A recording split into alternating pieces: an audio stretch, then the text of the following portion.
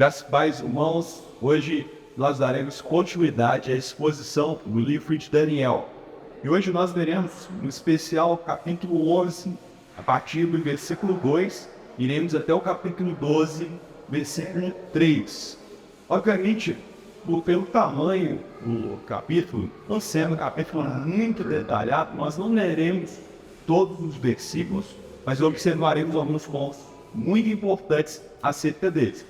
Inclusive, essa quantidade de detalhes que foram confirmados ao longo da história, não apenas bíblica, mas a história secular, fez com que até alguns liberais, alguns teólogos, que no final das contas não acreditam de fato na palavra de Deus, entendessem que esse capítulo foi escrito muito posterior à própria vida de Daniel. O editor tomou os relatos de Daniel e deu continuidade, tentando assim conciliar com alguns escritos antigos do próprio profeta. Mas nós cremos que esta é a palavra de Deus e que ela foi dada a nós para nos inspirar, nos encorajar, nos animar em tempos de adversidade. E para que a gente possa ter uma visão geral acerca desse capítulo e não nos perder nos detalhes que serão expostos a seguir, adianto, então, algumas observações acerca desse capítulo 11.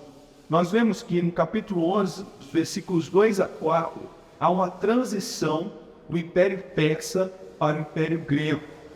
Logo depois, no capítulo 11, versículos 5 a 20, nós vamos ver, em especial, algumas disputas entre dois grandes reinos.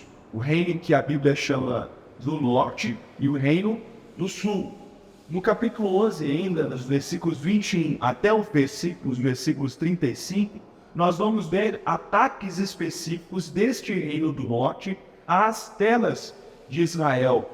E no capítulo 11, versículos 36 até o capítulo 12, versículo 3, nós vamos ver o prenúncio do fim, o anúncio de coisas futuras que aconteceriam muito tempo depois da própria vida do profeta Daniel. Bom, para que nós tenhamos então uma dimensão do texto, nós precisamos recapitular aqui em que vimos anteriormente no capítulo 10. Daniel está sendo encorajado ao ver deslumbres acerca dos poderes espirituais que estão a favor dele e também a favor do seu próprio povo. Daniel não está sozinho nessa batalha. Muito embora ele esteja angustiado, ele esteja aflito, ele esteja perturbado pelos acontecimentos que estão sucedendo ao seu povo, à sua própria vida, ele não está sozinho nessa batalha. Mas ele também não pode pensar que isto é apenas acontecimento natural, um acontecimento da história humana. Há poderes celestiais, há poderes espirituais que estão por trás de tudo isso que está acontecendo. Então, essa visão que Daniel tem se refere a tempos que viriam muito à frente no seu próprio tempo. E esses acontecimentos, de fato, foram acontecimentos históricos, como nós já falamos, como nós já dissemos agora há pouco. Bom, uma outra coisa muito importante acerca desse capítulo e dessa visão que Daniel efetivamente tem, é que ela está relacionada a visões anteriores que ele já tivera. Por exemplo, no capítulo 8, quando ele vê o carreiro, os dois chifres, um chifre mais longo, aqui no capítulo 11, versículo 2, na parte B, nós vemos exatamente que esse chifre mais longo diz respeito a um quarto rei. Nós falaremos dele adiante. Também, ainda no capítulo 8, nós vemos que Daniel tem uma visão acerca de um bode veloz, de fato em chifres, e então essa visão ela é relatada no versículo 3 acerca de um rei guerreiro, um grande rei que assumiria também a posição de liderança naquele contexto imperial. E então, também no capítulo 8, nós vemos que Daniel fala de um chifre pequeno sendo destruído e que mais à frente, no capítulo 11, ele vai relatar especificamente dessa destruição e de quem é, e nós falaremos acerca disso, sobre esse chifre pequeno. No capítulo 9 também, nós vemos que Daniel fala das 70 semanas. E aqui no capítulo 11, quando ele tem essa visão dada por aquele anjo de linho fino, de linho vestido de linho, nós percebemos que esse momento corresponde ao segundo período de semanas retratados com Daniel. Se você quer saber um pouquinho mais, você pode consultar as nossas playlists anteriores para que você possa conhecer um pouco mais acerca dessas visões e recapitular isso que nós estamos falando.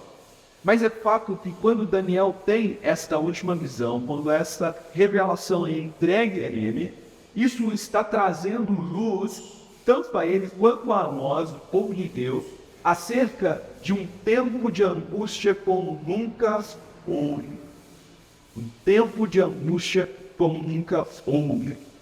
E a grande lição, o grande ensinamento que nós vamos aprender neste capítulo é como nós devemos viver em tempos angustiantes.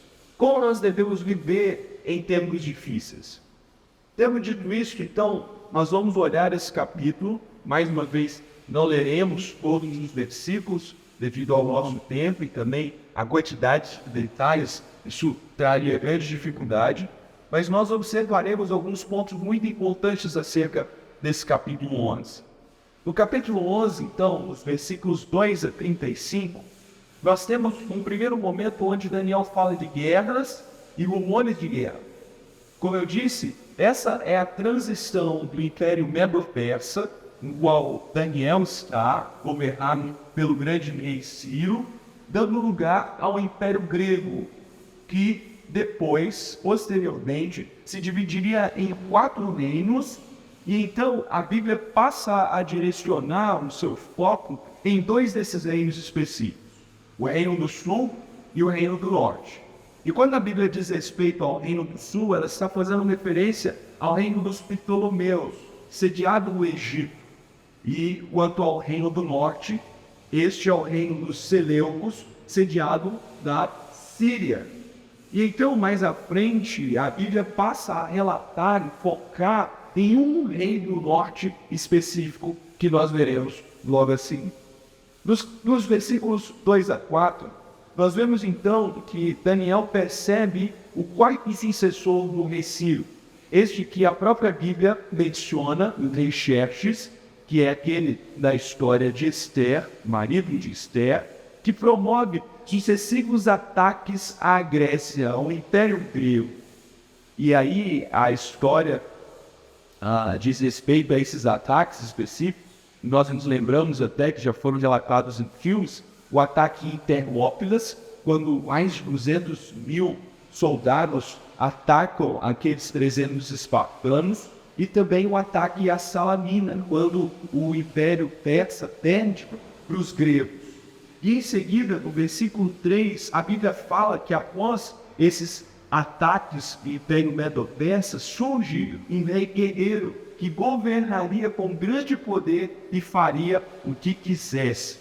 A esse, nós temos menção específica na história da humanidade, acerca dele, é dito que ele é o rei Alexandre o Grande, que também estava relatado já pela visão de Daniel em capítulos anteriores. Ele é aquele terceiro animal do capítulo 7, que surge, e após ele surgem 4 reinos, pois nós vemos que esse reino de Alexandre o Grande não se estabelece em um império, antes é repartido no versículo 4 por 4 reinos, ou seja, 4 outros impérios, 4 outras dinastias.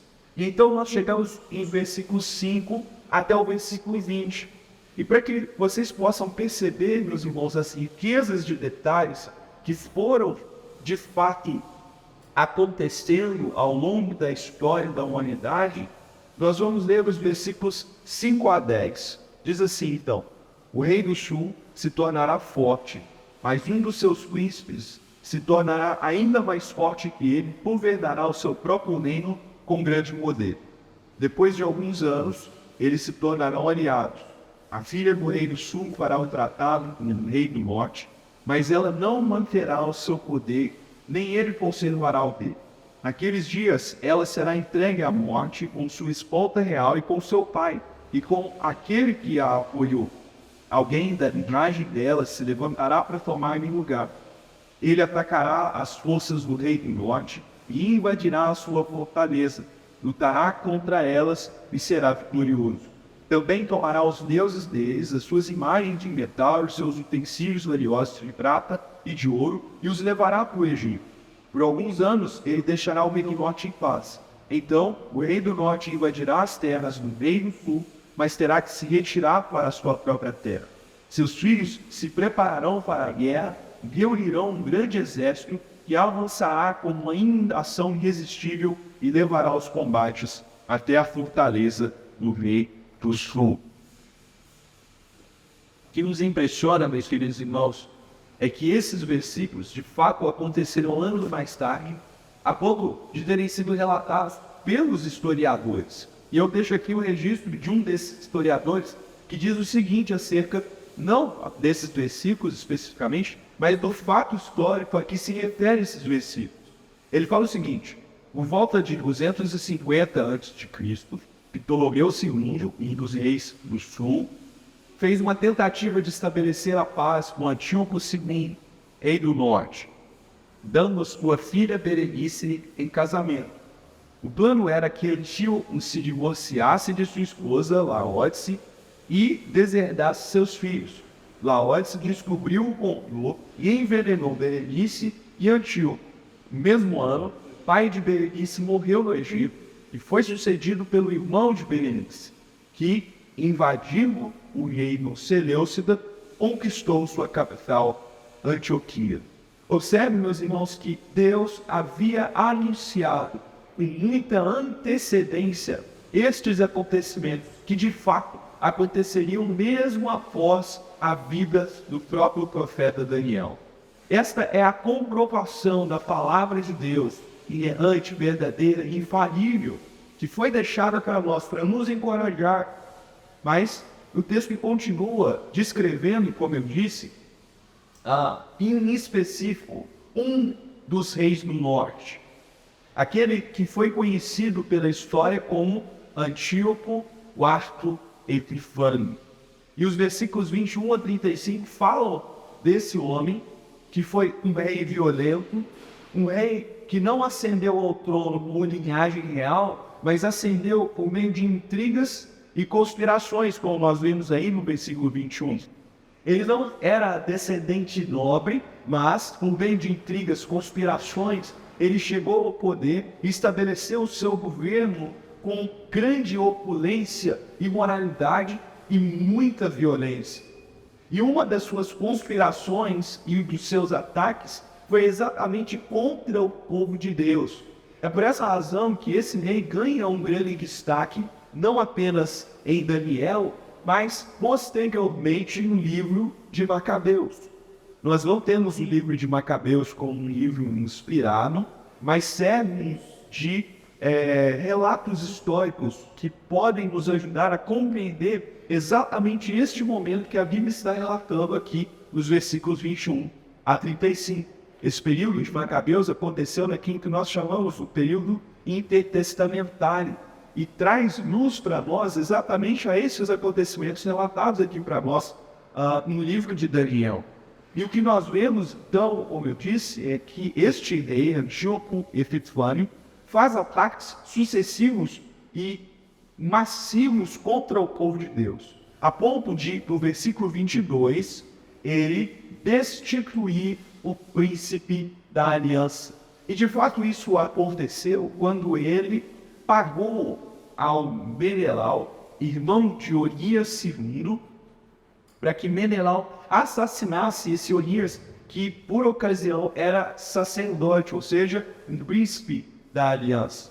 E nós vemos então que esse homem ele tenta alcançar o seu poder, e um dos seus focos, a partir do versículo 25, foi exatamente guerrear contra o Egito. E ele empreendeu ataques sucessivos ao reino do Egito.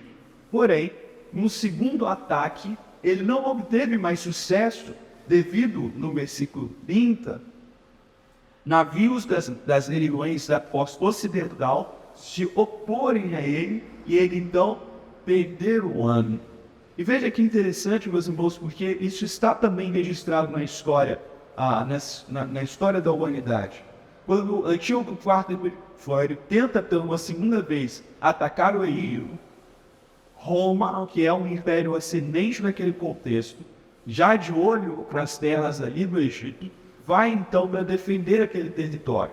E então um dos soldados navegadores, Popílio Laenas, confronta Antíoco Epifânio a ponto de fazer um círculo ao redor dele e dizer o seguinte, que ele não deixaria aquele círculo enquanto ele não decidisse abrir mão do Egito. E de fato, Antíoco Epifânio, humilhado, desiste de atacar o Egito, porém ele volta às suas investidas exatamente contra o povo de Deus, como nós vemos no final do versículo 30. Então, despejará a sua fúria contra a Santa Aliança e, voltando, tratará com bondade aqueles que abandonarem a Santa Aliança. E acontece de fato isso. Antíoco IV, ele começa a atacar massivamente o povo de Deus, estabelecendo ali um terreno militar, porém, todos aqueles que abandonassem a aliança com Deus, abandonassem o judaísmo, ele trataria com bondade. Obviamente, isso gera diversos transtornos e diversos movimentos de revolta, como eu disse, registrados no livro do período de Macabeus, mas, em determinado momento, Antíoco Epifânio começa a atacar Jerusalém a ponto de obrigar a helenização, ou seja, mudar toda a cultura religiosa do povo judeu para uma cultura helênica, uma cultura pagã. Isso fez com que, ao final das contas, ele profanasse o próprio templo dos judeus. Veja então os versículos 31 a 35, que dizem acerca desse momento triste na história do povo de Deus. Suas forças armadas se levantarão para profanar a fortaleza e o templo. Acabarão com o sacrifício diário e colocarão no templo o sacrilégio terrível.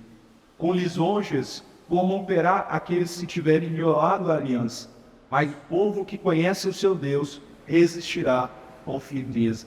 Observem, meus irmãos, que é nesse momento que nós somos informados acerca da profanação do templo, o sacrilégio terrível, que foi exatamente quando Antíoco Epifânio destrói Jerusalém e sacrifica um povo e estabelece uma estátua de Zeus dentro do templo.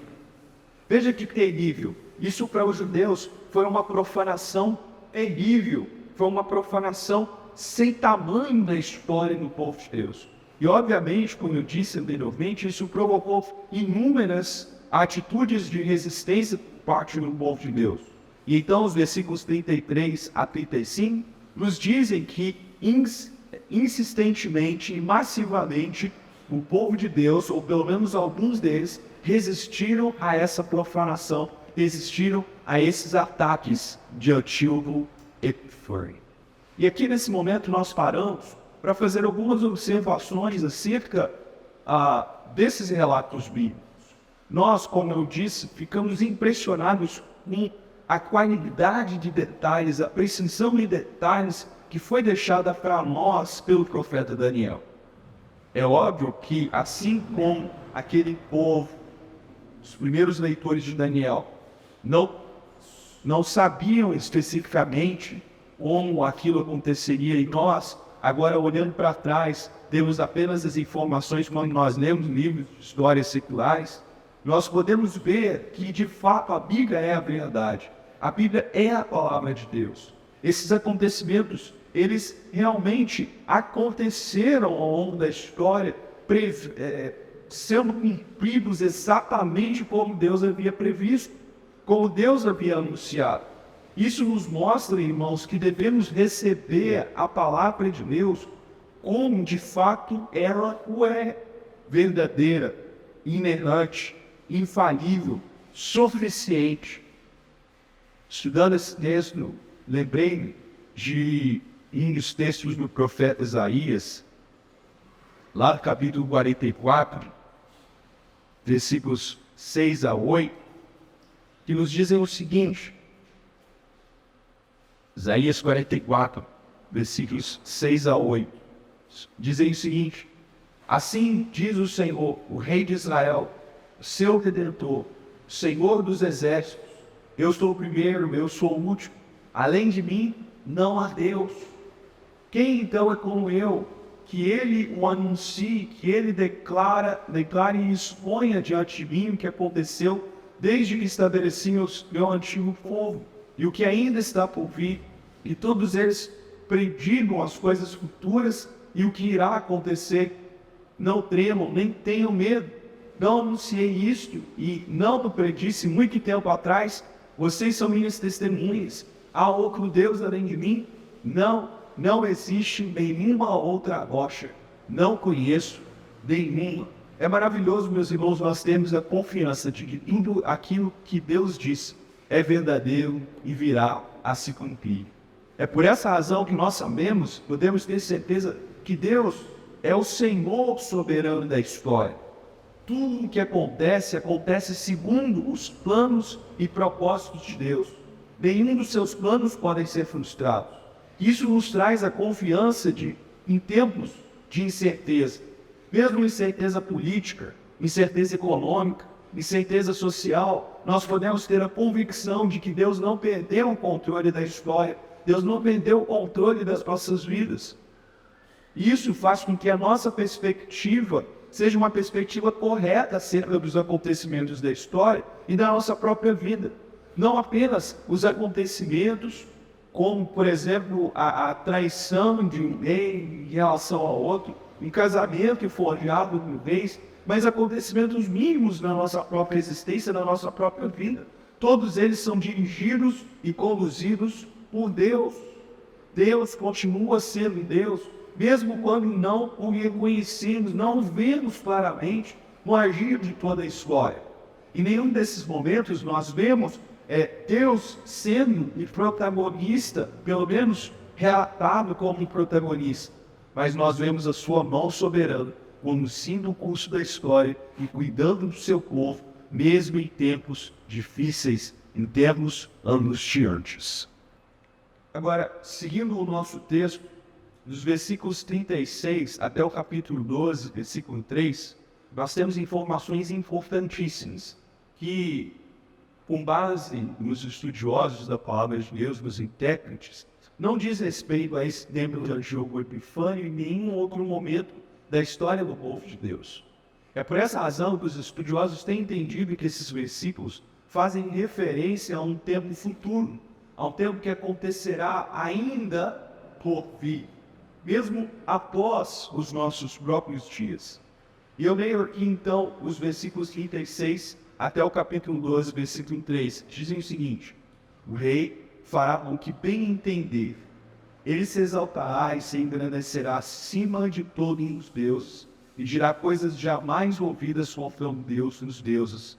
Ele terá sucesso até que o tempo da ira se complete, pois o que foi decidido irá acontecer. Ele não terá consideração pelos deuses dos seus antepassados, e nem pelo Deus preferido das mulheres, nem por Deus algum, mas se exaltará acima deles todos. Em seu lugar, adorará um Deus das fortalezas, um Deus desconhecido dos seus antepassados. Ele honrará com ouro e prata, com pedras preciosas e presentes caros. Atacará as fortalezas mais poderosas com a ajuda de um Deus estrangeiro e dará grande honra àqueles que o reconheceram. Ele os fará governantes sobre muitos e distribuirá a terra, mas a um preço elevado. Aqui nós começamos a perceber que o texto sagrado vai e nos leva além de Antíoco Epifânio. Esse que foi de fato um rei arrogante, vil, perverso, é ainda um arquétipo, ou seja, uma figura, alguém que antecede o verdadeiro rei vil e terrível que surgiria mais à frente. Jesus, no seu Sermão do Monte, no capítulo 24, ou melhor, no seu sermão escatológico, no capítulo 24, no versículo 15, ele toma a referência que Daniel faz aqui nesse capítulo 11 do sacrilégio terrível e aplica a este que viria tempos depois da sua própria morte e ressurreição. Esse que a igreja tem reconhecido como o anticristo, o homem do pecado. E observe que os versículos 36 a 39, que nós acabamos de ler, nós percebemos que há uma descrição acerca de alguém que se coloca contra Deus, contra tudo que se chama Deus. Alguém que não aceita a adoração, senão a adoração de si mesmo. E o apóstolo Paulo faz referência em 2 Tessalonicenses 2, versículo 4, né? Onde nós lemos que ele se coloca no lugar de Deus e de tudo que se chama Deus. E o que nós vemos nesse texto é que a sua única adoração é o poder, é a riqueza e é a força. É por essa razão que os comentaristas têm entendido que essa descrição vai além de Antíoco Epifânio e faz, de fato, referência a esse homem que ainda virá, o homem do pecado. E veja como o texto continua nos versículos 40 em diante. No tempo do fim, o rei do sul se envolverá em combate, e o rei do norte o atacará com carros e cavaleiros e uma grande frota de navios. Ele invadirá muitos países e avançará por eles como uma inundação. Também invadirá a terra magnífica. Muitos países cairão, mas Edom, Moabe, os líderes de Amon ficarão livres de sua mão. Ele estenderá o seu poder sobre muitos países. O Egito não escapará, pois esse rei terá o controle de tesouros de ouro, de prata e de todas as riquezas do Egito. Os líbios e os núbios a eles se submeterão, mas informações provenientes do leste e do norte o deixarão armado e irado partirá para destruir e aniquilar muito povo. Armará suas tendas reais em Quismais, em Belo e Same Monte. Observe que nesse momento, por alguma razão, ele dirigirá a sua fúria contra os seus inimigos. E os seus inimigos são claramente o povo de Deus. O povo do Senhor sofrerá nas mãos deste homem perverso, pois ele tentará ordenar submissão universal, e ele tentará estabelecer o seu trono naquilo que está sendo chamado aqui de Belo e Santo Monte, ou seja, ele tentará dominar o povo de Deus. E por essa razão, em não aceitar esse tipo de submissão, o povo de Deus se recusará a se submeter e, portanto, sofrerá grande e terrível perseguição, grande e terrível tribulação. Mas, na parte B do versículo 45, nós somos informados de que, no entanto, ele chegará ao seu fim, e ninguém o socorrerá. Por mais que este homem persiga, maltrate e angustie o povo de Deus, o seu fim chegará. E o apóstolo Paulo diz qual vai ser o fim deste homem em 2 Tessalonicenses capítulo 2, versículo 8. O Senhor Jesus voltará com o sopro da sua boca, destruirá todo o seu poder e a sua arrogância. Não haverá nenhum tipo de luta, nenhum tipo de resistência por parte desse nome, porque nós sabemos que o nosso Senhor é poderoso para aniquilá-lo, mesmo com o sopro da sua boca. Então nós chegamos no capítulo 12, versículos 1 a 3, quando Daniel recebe um pequeno resumo do tempo de angústia como nunca houve. Ou seja, um pequeno resumo acerca do tempo do fim. Diz o seguinte: naquela ocasião, Miguel, o grande príncipe que protege o seu povo, se levantará. Haverá um tempo de angústia como nunca houve desde o princípio das nações até então. Mas naquela ocasião, o seu povo, todo aquele cujo nome está escrito no livro, será liberto.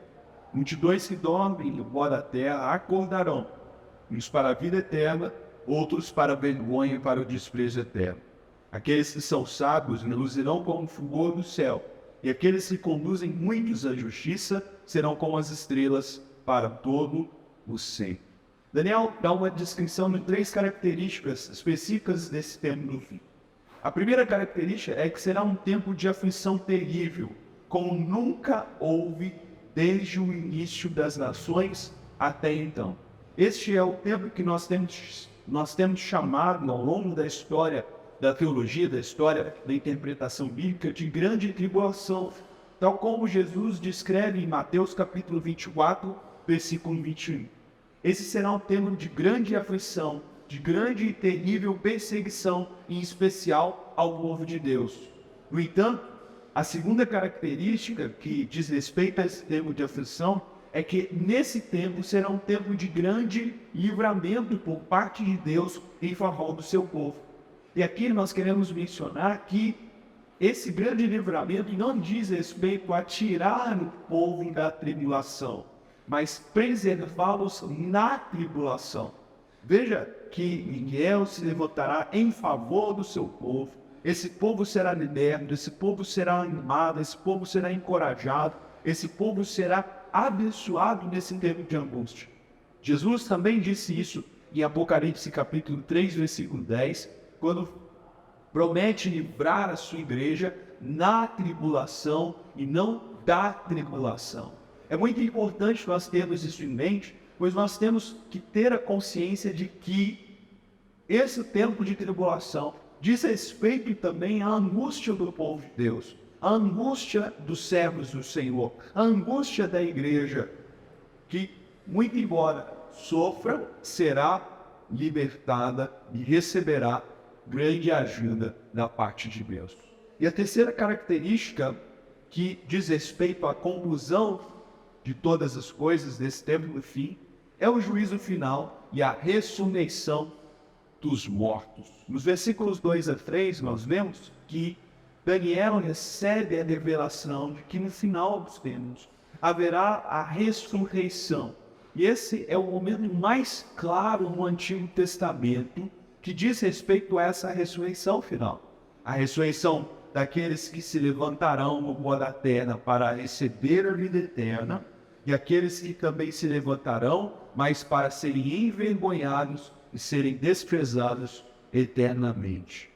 Essa é a palavra de Deus. Isto é o que Ele tem reservado para nós. E quando nós olhamos para esse texto, que é tão rico em detalhes, nós podemos talvez nos perder um pouco da mensagem principal que Ele está nos ensinando. E essa é a grande ideia do nosso texto, a verdade espiritual que Ele está nos ensinando. Que Deus é soberano sobre todos os acontecimentos da história e garantirá que o seu povo seja vindicado ao final. Isto é maravilhoso, meus irmãos, porque esse texto não quer nos surpreender apenas com a sua riqueza de detalhes e mostrar que Deus sabia o que iria acontecer, mas que Ele tem conduzido todos os acontecimentos da história a um final, a um telos, a um propósito, e mesmo que esses acontecimentos levem o povo de Deus a um certo sofrimento, a uma certa tribulação, a uma certa angústia, esse povo será vindicado ao final. Esse povo receberá a honra do próprio Deus ao final de todas as coisas. E o ponto que surge para nós, então, é como deve ser a nossa atitude, como deve ser a nossa vida, como nós devemos viver em tempos difíceis, à luz da verdade de que Deus conhece e controla todos os acontecimentos e nos indica o final. Em primeiro lugar, com a aplicação então do nosso texto, nós precisamos crer. Não apenas crer de termos fé e esperança, mas crer no sentido de conhecer a Deus. Olha o capítulo 11, versículo 32. O povo que conhece o seu Deus resistirá com firmeza. A palavra de Deus é muito clara. A palavra de Deus é clara em nos ensinar que aqueles que conhecem a Deus são fortes e ativos. É por essa razão que nós precisamos prezar pelo conhecimento de Deus. É por essa razão que nós precisamos nos motivar em conhecer o Senhor e entender os seus propósitos para a nossa vida.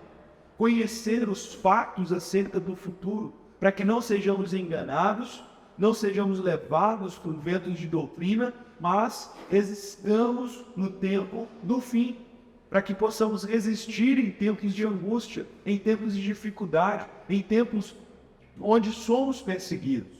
Então, creia para que, em segundo lugar, você então resista. Olha o capítulo 11, versículo 35. Alguns dos sábios tropeçarão para que sejam refinados, purificados e alvejados até a época do fim. Meus irmãos, nós precisamos crer, como eu disse já anteriormente, que sempre haverá pressão sobre o povo de Deus. E essa pressão é para que mudemos de lado, para que abandonemos a nossa fé, para que não permaneçamos firmes diante do Senhor, para que possamos de fato sentir o peso e abrir mão da nossa convicção de fé, da nossa convicção diante do Senhor.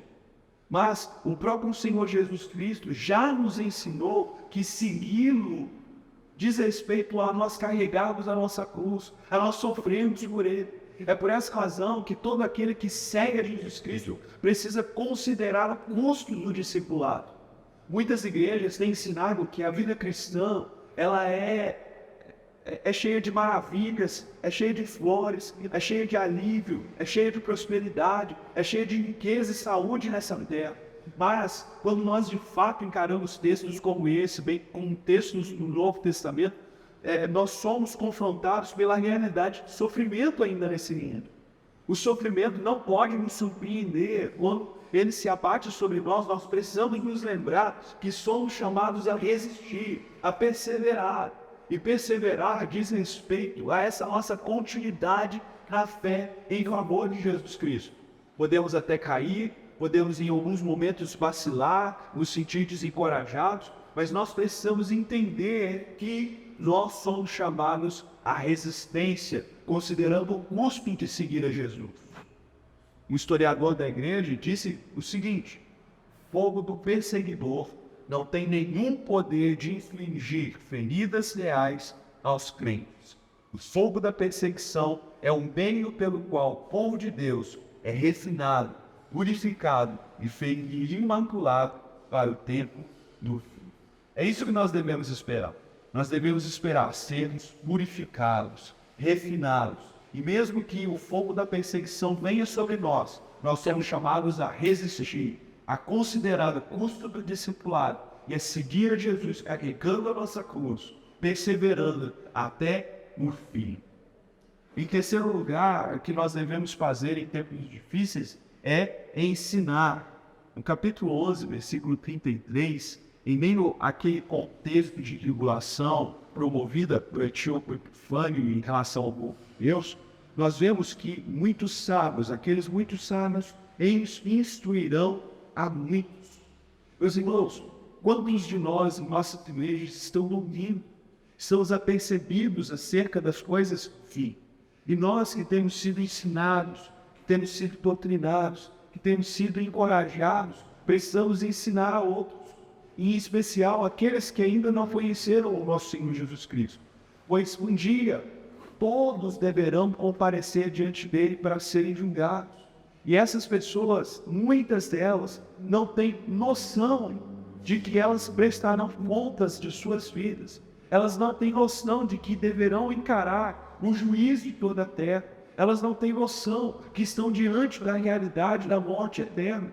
É por essa razão que eu e você, como crentes do Senhor, precisamos viver os últimos dias, precisamos viver em tempos difíceis, ensinando a palavra, não apenas aos incrédulos, mas ao povo de Deus, encorajando, motivando, aconselhando uns aos outros, aconselhando os nossos irmãos que estão desanimados, estão enfraquecidos.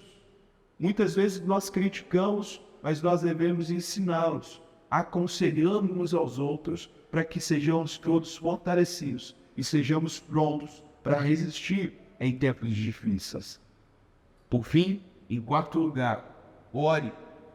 Lá no capítulo 10, versículos 2 e 3, Daniel, ele aparece num momento de angústia terrível em favor do seu povo, orando, jejuando, buscando ao Senhor com intensidade, como muitas outras vezes Daniel faz. Nesse momento, no começo dessa revelação, Daniel está orando, buscando ao Senhor entendimento e discernimento. Essa batalha na qual todos nós estamos inseridos, só podemos ganhá-la de joelhos, orando ao Senhor. Meus irmãos, nós temos menosprezado, desvalorizado a oração. A oração foi dada a nós como um meio para que nós possamos, de fato, nos alinhar aos propósitos de Deus, conhecer a Deus, viver para a glória de Deus e buscar para que Ele cumpra os seus propósitos em favor do seu povo. Nós precisamos orar, meus irmãos, uns pelos outros, pela igreja, pela nação, mais do que nos engajarmos politicamente, socialmente, ou fazermos muitas coisas pela força do nosso próprio braço. Em primeiro lugar, nós deveríamos estar orando, buscando o Senhor, pedindo para que Ele movesse todo o poder espiritual disponível a nós, para que possamos vencer essas batalhas.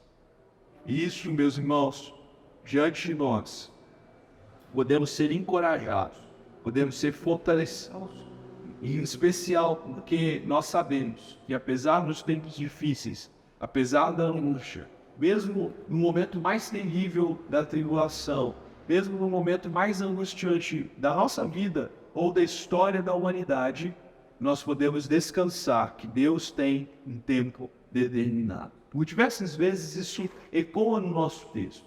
As coisas acontecem em tempo determinado. Só acontecem por decreto de si, decreto divino. Só acontecem porque Deus está conduzindo a história. E mais do que isso, nós podemos ter a convicção de que ao final Ele será mais do que vitorioso. Ele vencerá. Ele colocará todos os inimigos debaixo dos seus pés. E nós, os justos, que sofremos aqui neste mundo, receberemos a recompensa eterna. A recompensa de estarmos com o nosso Deus para todo sempre. E então vivermos em um estado perfeito de alegria, de paz, sem sofrimento, sem choro, sem nenhuma angústia.